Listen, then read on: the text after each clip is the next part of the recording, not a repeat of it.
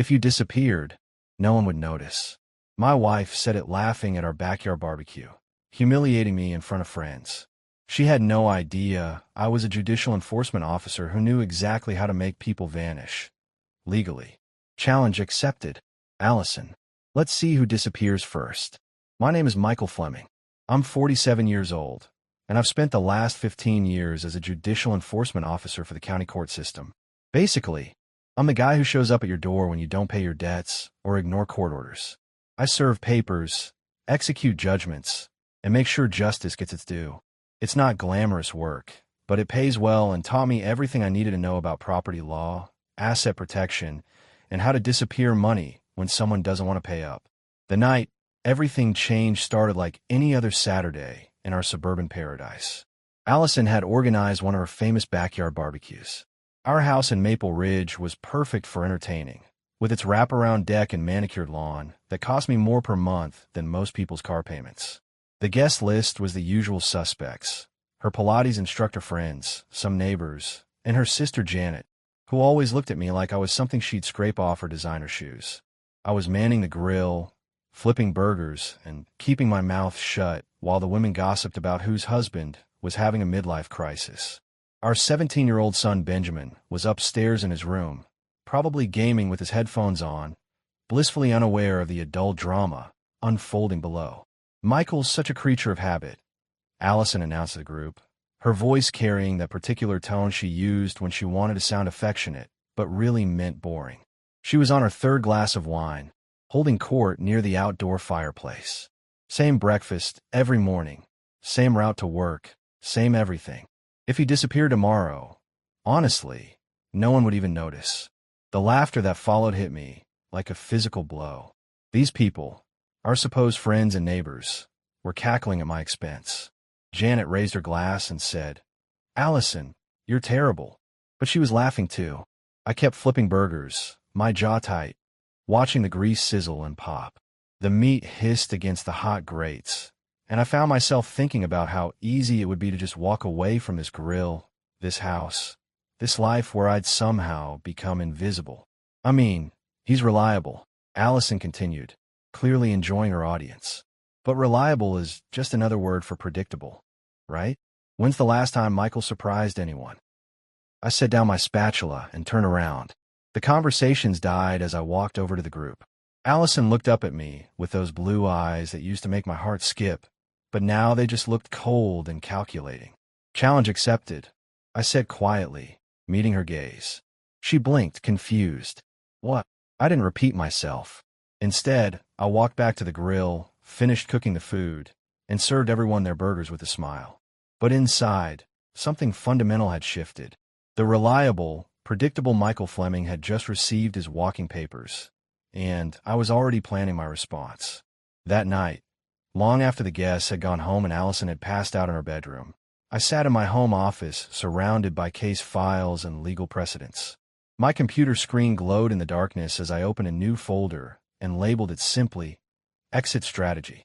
The Monday morning after the barbecue, I sat in my office at the county courthouse, staring at a stack of foreclosure papers that needed serving. But my mind wasn't on work. It was on the look in Allison's eyes when she dismissed me like yesterday's news in front of our friends. I pulled out my personal laptop and opened a new spreadsheet. If 15 years of marriage had taught me anything, it was that Allison never read the fine print. Every mortgage refinance, every joint account, every major purchase, she'd sign where I pointed and trust me to handle the details. That trust was about to become her biggest mistake. My phone buzzed with a text from Allison. "Forgot to mention, going to Janet's spa weekend this Friday. Watch Benjamin." Just like that. No discussion, no asking if I had plans. Just an order disguised as information. I walked down the hall to visit my colleague Sarah in property records. Sarah had been with the county for 20 years and knew where every document was buried. "Hey, Sarah," I said, leaning against her desk. "I need to pull some old filings from my personal account. Marriage trust documents from about 8 years ago." "Sure thing, Michael," Sarah replied, typing on her computer. "What's the case number?" I gave her the details, and within minutes, she'd pulled up our joint trust agreement. The one Allison had signed without reading when we refinanced the house to pay for her failed interior design business. There it was, buried in Section 12. A debt consolidation clause that allowed either party to activate liens against jointly held property in case of marital dissolution or abandonment. I'd written that clause myself, using language I'd learned from watching dozens of divorce cases. At the time, I told Allison it was standard legal protection. She'd rolled her eyes and signed it, more interested in planning her business launch than understanding our financial agreements. That afternoon, I stopped by Benjamin's school to watch his baseball practice. My son was pitching, throwing fastballs with the same focused intensity I'd taught him when he was 8. He spotted me in the stands and waved between innings. "Dad," Benjamin called out after practice, jogging over with his gear bag. "Mom said you might not make it today." "Why would she say that?" I asked, helping him load his equipment into my truck. Benjamin shrugged. "She's been saying weird stuff lately. Like you've been working too much, not paying attention to family stuff." I started the engine and pulled out of the school parking lot. "What do you think, Ben? Do I work too much?" "You work hard," Benjamin said carefully. "But you're always here when it matters. Unlike some parents." Smart kid. He noticed things too. That evening, while Allison was upstairs on a video call with her photography group, I sat in my home office and began phase 1 of my exit strategy. I opened new accounts, transferred funds, and made arrangements that would take weeks to discover. If Allison thought I was invisible now, she was about to learn the difference between being ignored and being truly gone.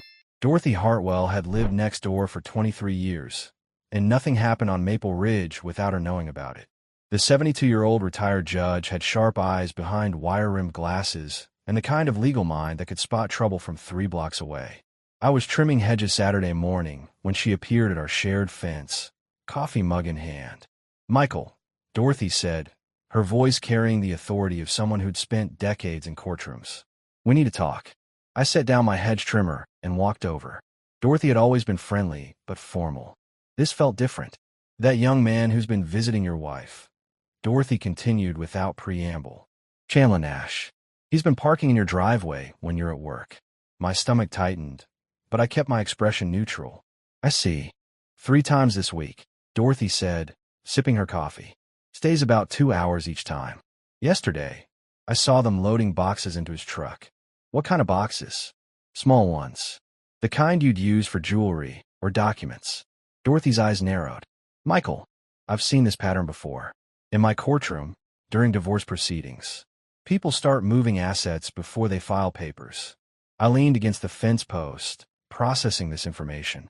Allison was already preparing for a divorce I didn't know was coming. "There's more," Dorothy said. "Last Tuesday, a woman came by asking questions about your house.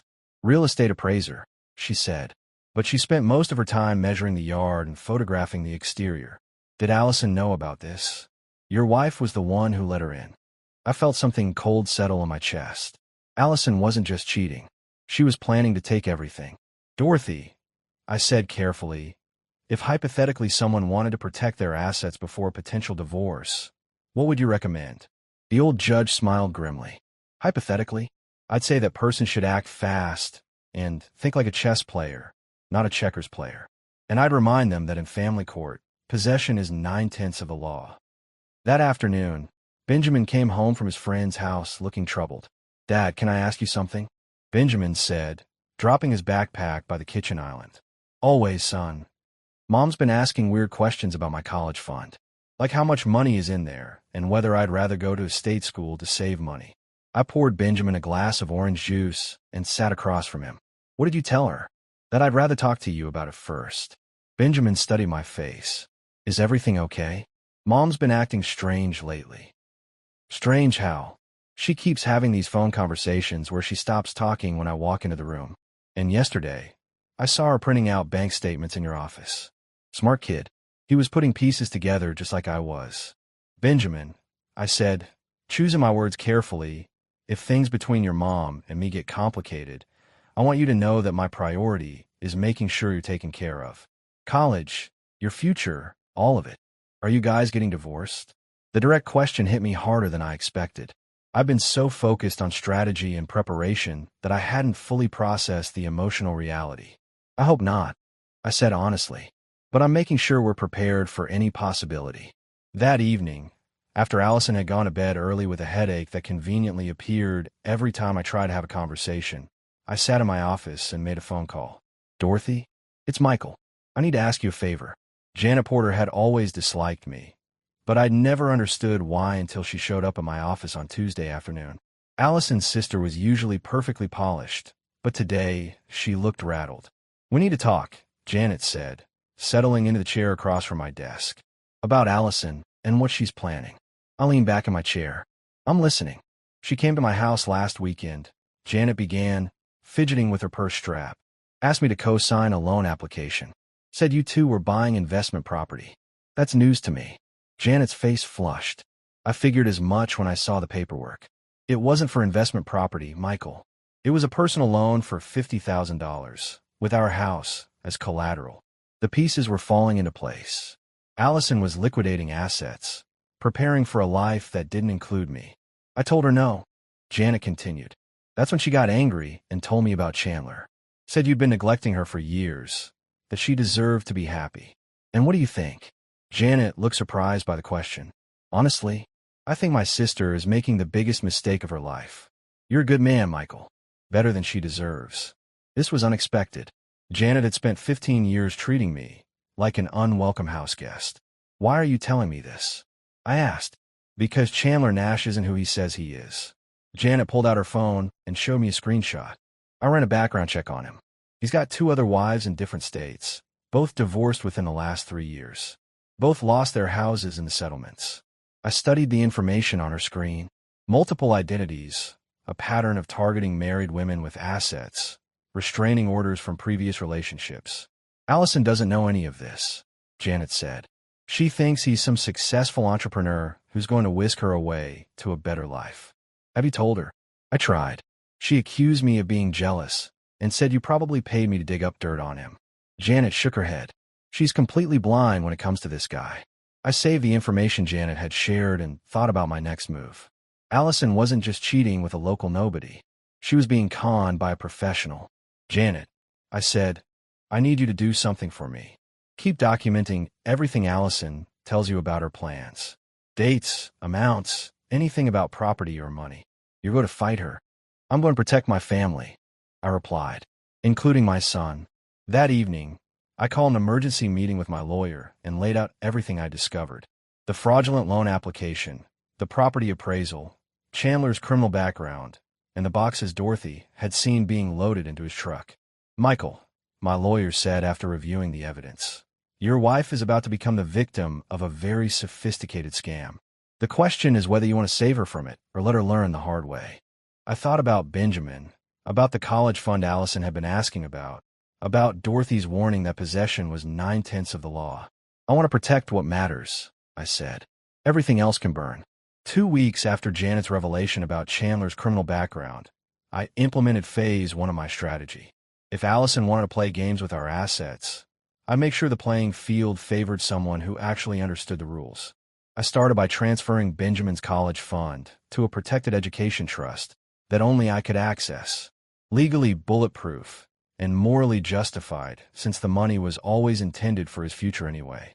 Next, I visited our financial advisor, Tom Patterson, with a story about wanting to diversify our investments. I'm concerned about market volatility, I told Tom, sitting in his downtown office.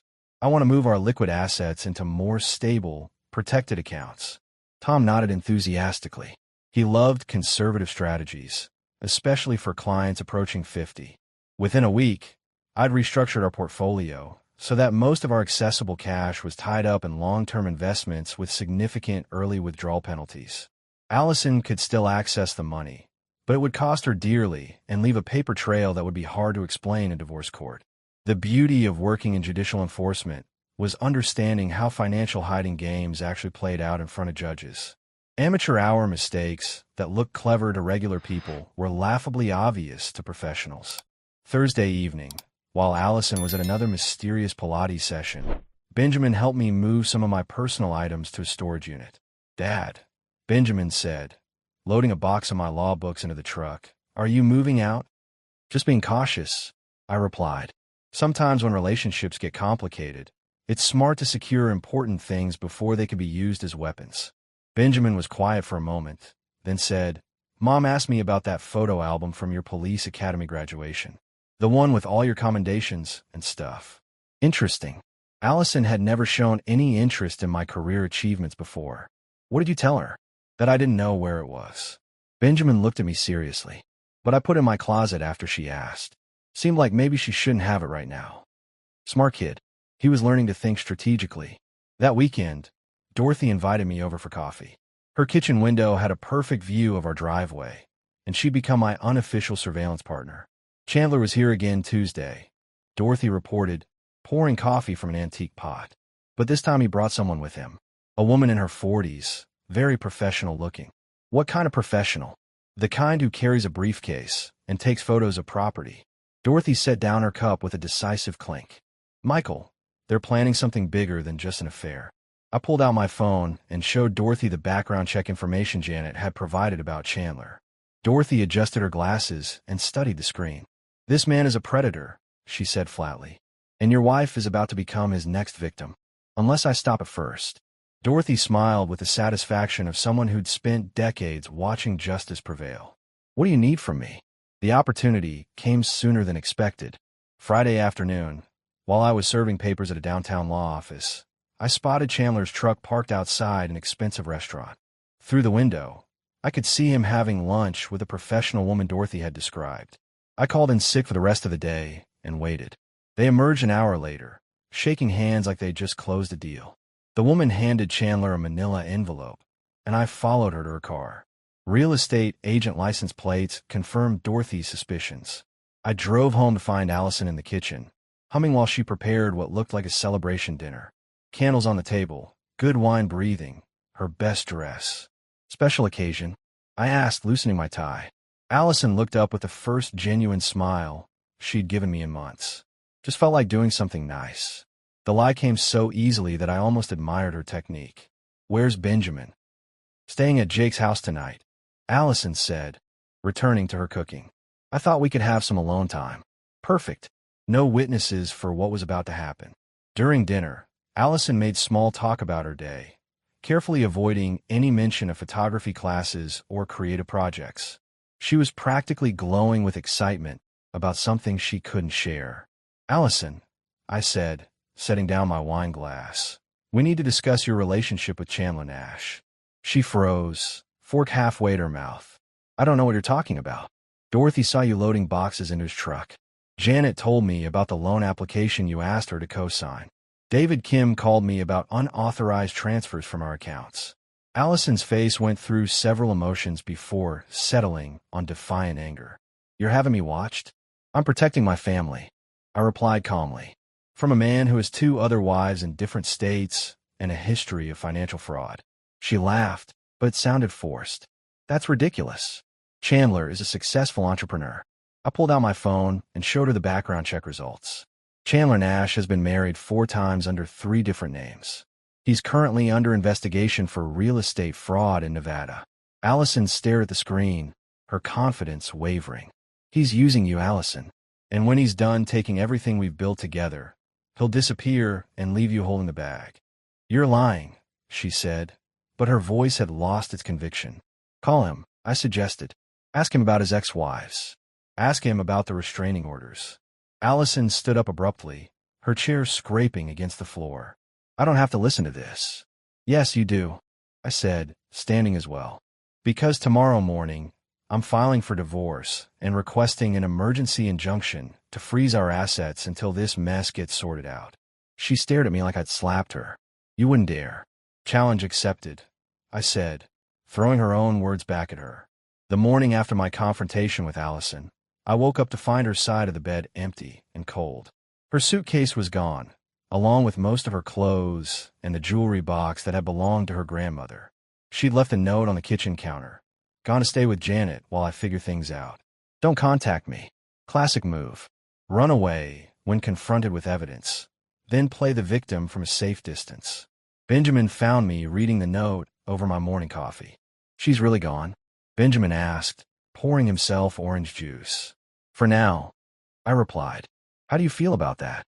Benjamin shrugged with the practiced indifference of a teenager, but I could see relief in his eyes. House is quieter. That's not necessarily bad. Smart kid. He'd been walking on eggshells around his mother's mood swings for months.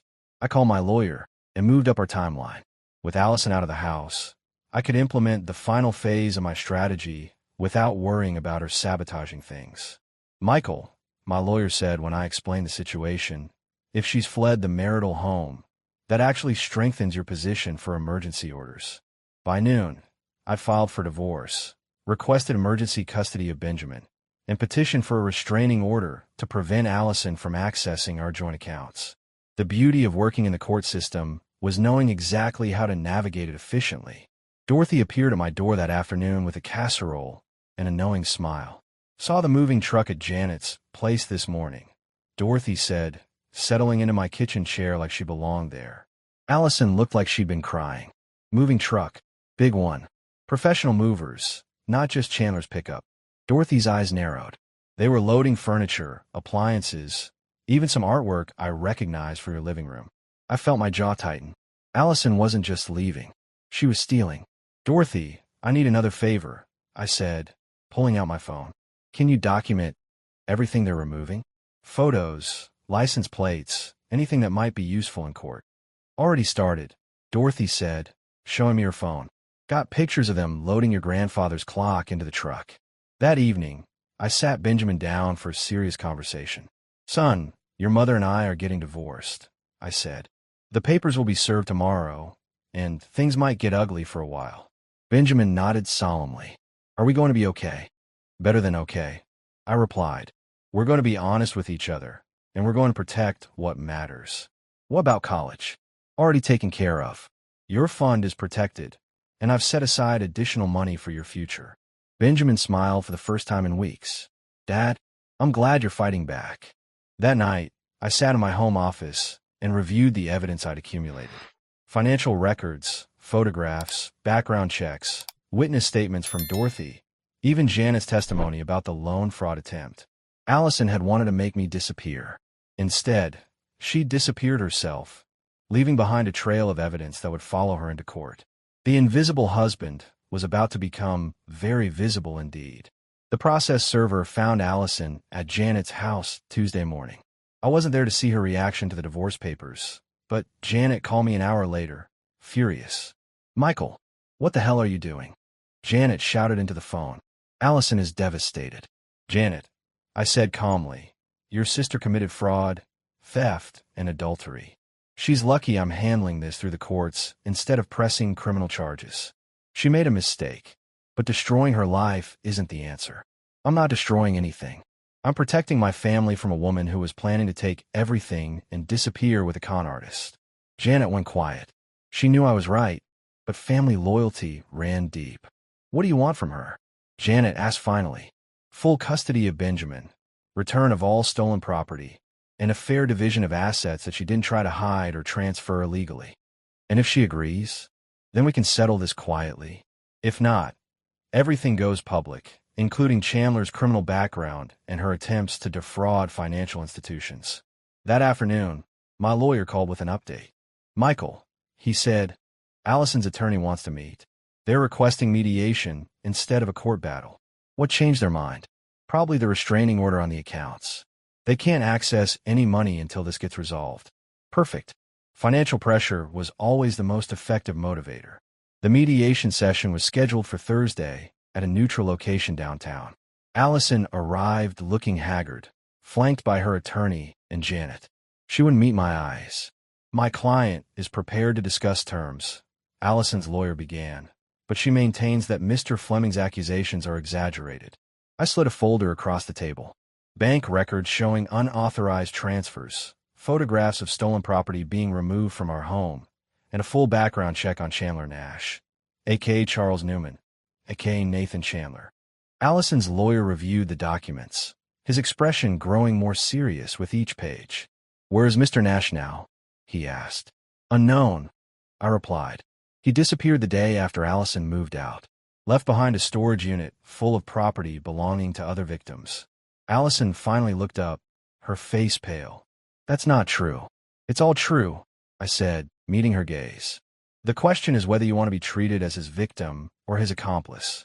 The mediation lasted 4 hours. In the end, Allison agreed to my terms. I kept the house, full custody of Benjamin, and most of our financial assets. She got her personal belongings, her car, and enough money to start over somewhere else. As we signed the final papers, Allison spoke for the first time directly to me. "I never meant for it to go this far," she said quietly. "I know," I replied. "But wanting something different and destroying everything to get it are two different things." She nodded and walked out of my life, as quietly as she tried to erase me from hers. 3 months later, Benjamin and I had settled into a new routine. Homework at the kitchen table, weekend baseball games, and honest conversations about everything from girls to college plans. "Dad," Benjamin said one evening while we were grilling burgers on the deck, "do you ever miss her?" I thought about that question for a moment, watching the sun set over our backyard. "I miss who I thought she was," I said finally, "but I don't miss feeling invisible in my own life." Benjamin nodded with the wisdom of someone who'd learned early that sometimes the people who are supposed to love you are the ones who hurt you most. "Challenge accepted, Dad," he said, raising his soda can in a mock toast. I laughed and clinked my beer against his can. "Challenge completed, son." 1 year after the divorce was finalized, I stood in my kitchen making breakfast for Benjamin and myself. The house felt different now, lighter somehow, without the constant tension that had defined our lives for so long. Benjamin bounded downstairs in his baseball uniform, already running late for practice. "Dad, can you drive me today?" Benjamin asked, grabbing his equipment bag. "Coach wants to talk to parents about the scholarship opportunities." "Absolutely," I replied, pouring coffee in my travel mug. "How are your grades holding up?" "Straight A's," Benjamin said with pride. "Turns out I can concentrate better when I'm not worried about what mood Mom might be in." We'd both flourished in the stability that followed Allison's departure. Benjamin's grades had improved dramatically, and he'd made varsity baseball as a junior. I'd even started dating again, nothing serious yet, but it felt good to have conversations with women who saw me as more than furniture. Dorothy met us at the car, carrying a thermos of coffee and wearing her usual knowing smile. "Michael," Dorothy said, "I wanted you to know that Chandler Nash was sentenced yesterday. 7 years for fraud and identity theft. What about his other victims? Most of them are getting some restitution, thanks to the evidence you helped gather." Dorothy's expression grew serious. Allison testified against him. The prosecutor said her cooperation was crucial in the conviction. I felt a complicated mix of emotions. Relief that justice had been served, sadness that our marriage had ended so badly, and gratitude that Allison had finally done the right thing. "How is she doing?" I asked. "According to Janet, she's working at a bank in Phoenix, starting over, trying to rebuild her life." Dorothy patted my arm. "People make mistakes, Michael. The measure of a person is what they do after." That afternoon, while Benjamin was at baseball practice, I received an unexpected call. "Michael." The voice was familiar but hesitant. "It's Allison." My stomach tightened. We hadn't spoken directly since the divorce proceedings. "Hello, Allison. How are you?" "I'm calling because I wanted to apologize," she said, her voice thick with emotion. "Not for the divorce. We both know that was necessary, but for how I treated you. You deserve better." I sat down at my kitchen table, looking out at the yard where Benjamin and I had spent so many evenings talking and throwing the football. "Thank you for saying that," I replied. "It means something. I also wanted you to know that I'm in therapy now, trying to understand why I made such destructive choices." Allison paused. "The therapist says I was afraid of being ordinary, so I convinced myself that you were the problem." "We both contributed to the problems," I said, though I knew that wasn't entirely true. "No, Michael. This was on me. You were exactly who you said you were from the beginning. Honest, reliable, committed to our family. I threw that away for the fantasy of something more exciting." We talked for another 10 minutes about Benjamin, about practical matters, about the strange process of rebuilding separate lives after sharing one for so long. After hanging up, I sat in the quiet house and reflected on the journey from that night when she dismissed me as invisible to this moment of honest accountability. My phone buzzed with a text from Benjamin. "Practice ended early. Can you pick me up? I have news about the scholarship meeting." I grabbed my keys and headed out to collect my son, the most important person in my life. Challenge accepted indeed. 2 years later, I stood in the parking lot of Benjamin's high school, watching him walk across the graduation stage. Valedictorian, full baseball scholarship to State University, and a young man who'd learned early that character matters more than charisma. Dorothy sat beside me in the stands, dabbing her eyes with a tissue. "That boy is going to change the world," Dorothy said, watching Benjamin shake hands with the principal. "He already changed mine," I replied. After the ceremony, Benjamin found me in the crowd, diploma in hand, and a grin that could power the whole stadium. "We did it, Dad," Benjamin said, wrapping me in a hug that reminded me he was still my little boy, even though he now stood taller than me. "You did it, son. I just provided backup." As families gathered for photos and celebrations, I noticed a familiar figure standing at the edge of the crowd. Allison had come to see Benjamin graduate. She looked different, older, more subdued but healthier somehow. The frantic energy that had defined her final years in our marriage was gone, replaced by something calmer. "Michael," Allison said, approaching us carefully, "thank you for letting me know about the graduation." "He's your son too," I replied. "You should be here." Benjamin hugged his mother, and I saw tears in both their eyes. They've been working on rebuilding their relationship through phone calls and supervised visits. It wasn't the same as it had been, but it was honest now. "Mom," Benjamin said, "Dad told me you testified against Chandler." That took courage. Allison glanced at me, surprised that I'd framed it positively. "It was the least I could do," she said. "I hurt a lot of people with my choices." Later that evening, after the graduation parties and family dinners, Benjamin and I sat on our deck watching the sunset. He was leaving for college in 3 months, ready to start his own life. "Dad," Benjamin said, "can I ask you something?" "Always." "Do you ever wonder what would have happened if Mom hadn't said that thing about you disappearing?" I considered the question, thinking about the chain of events that had started with those cruel words at a backyard barbecue. "Sometimes," I said, "but I think we would have ended up here eventually. Your mother and I wanted different things from life. The tragedy was that we stopped talking honestly about what those things were. Are you happy now?" I looked at my son, this remarkable young man who'd chosen to stand with integrity when his world fell apart, who'd thrived in the stability we'd built together, who was about to embark on adventures I could only dream of. "Happier than I've ever been," I said honestly. Benjamin nodded, satisfied with that answer. "You know what's funny?" Benjamin said. "When Mom said nobody would notice if you disappeared, she was completely wrong. I would have noticed. Dorothy would have noticed. All those people whose court cases you handled fairly would have noticed." "Thank you, son. Challenge accepted. Right, Dad?" I laughed, remembering that night when those words had changed everything. "Challenge completed," I said, "and we're both better for it." As the stars came out over our quiet neighborhood, I reflected on the unexpected gift that cruel comment had given us. It had forced me to stop being invisible in my own life and to fight for what really mattered. Sometimes the worst thing someone can say to you becomes the best thing that ever happened to you. You just have to be strong enough to prove them wrong.